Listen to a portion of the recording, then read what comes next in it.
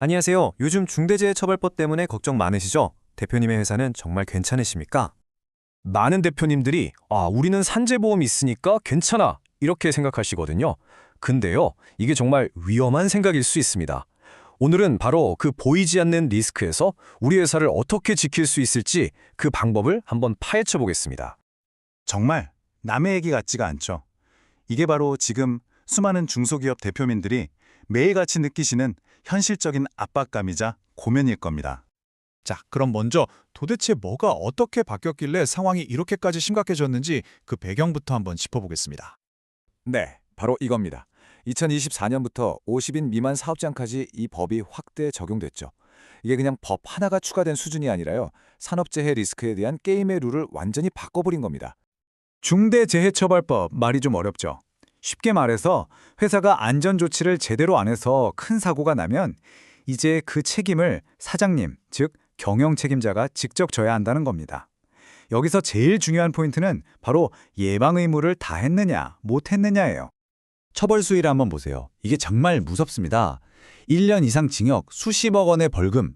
이건 단순히 돈 문제로 끝나는 게 아니라 대표님 개인의 인생이 걸린 문제가 될 수 있다는 뜻입니다. 그러면 이 법의 칼날이 어디를 향할까요? 안타깝게도 통계를 보면 명확합니다. 대부분의 사망사고, 무려 94% 이상이 우리 같은 중소기업에서 발생하고 있어요.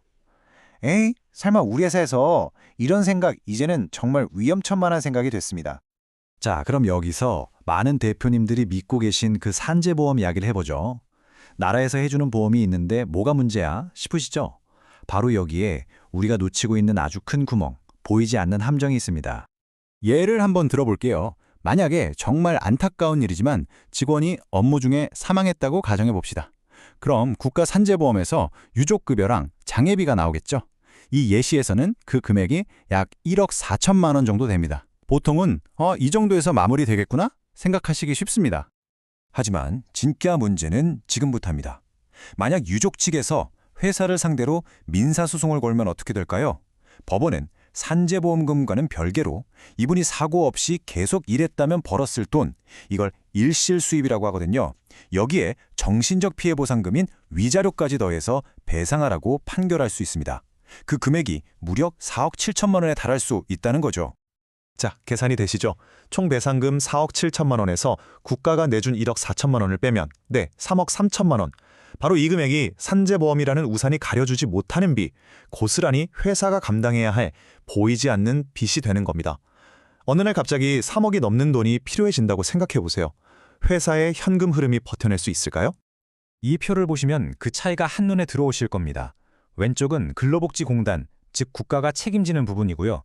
오른쪽이 바로 회사가 민사소송을 통해 추가로 물어줘야 하는 부분입니다. 핵심은 산재보험에서는 커버해주지 않는 저 일실수익과 위자료예요. 이걸 놓치면 안 됩니다.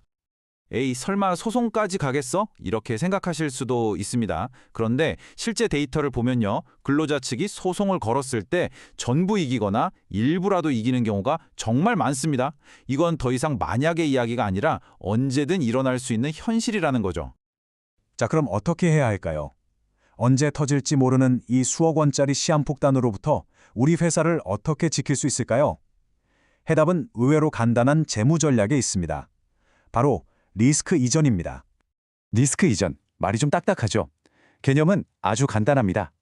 사고가 났을 때 갑자기 내야 하는 수억 원이라는 예측 불가능한 빚을요, 매달 조금씩 내는 예측 가능한 비용, 즉 보험료로 바꾸는 겁니다. 그리고 그 재무적인 책임을 보험사라는 제3자에게 넘기는 거죠. 불확실성을 확실성으로 바꾸는 아주 현명한 방법입니다. 여기 두 가지 방식이 있습니다. 왼쪽처럼 모든 리스크를 회사가 끌어안고 가는 방법이 있고요. 오른쪽처럼 전략적으로 리스크를 이전하는 방법이 있습니다. 왼쪽은요, 말 그대로 언제 터질지 모르는 폭탄을 안고 사업하는 거나 마찬가지예요. 하지만 오른쪽은 그 폭탄 처리 전문가에게 맡기고 우리는 마음 편히 우리 사업에만 집중할 수 있게 되는 거죠. 이 작은 선택 하나가 기업의 운명을 가를 수 있습니다. 그렇다면 이 리스크 이전 전략을 실행할 수 있는 가장 현실적이고 효과적인 도구는 무엇일까요? 바로 기업 재해보장 보험입니다.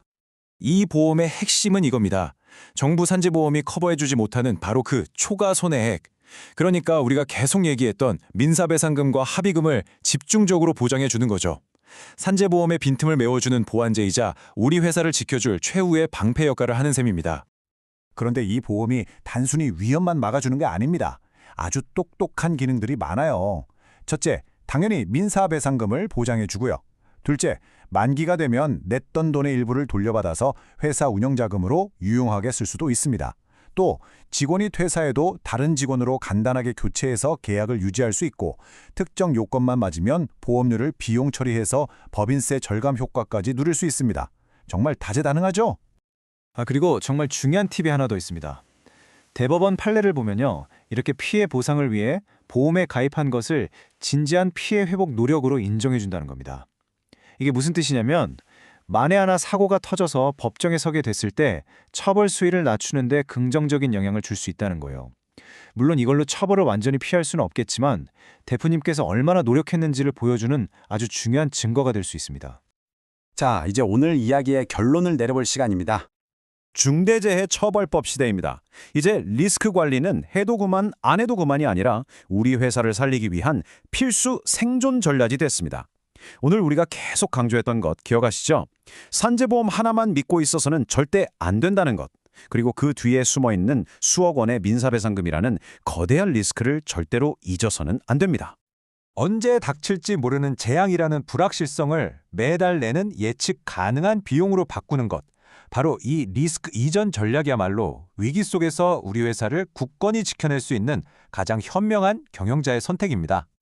자, 이제 대표님께 다시 한번 묻겠습니다. 대표님의 소중한 기업을 위한 마지막 방패, 지금 준비되셨습니까? 오늘 이 이야기가 대표님의 깊은 고민에 시원한 해답이 되었기를 진심으로 바랍니다.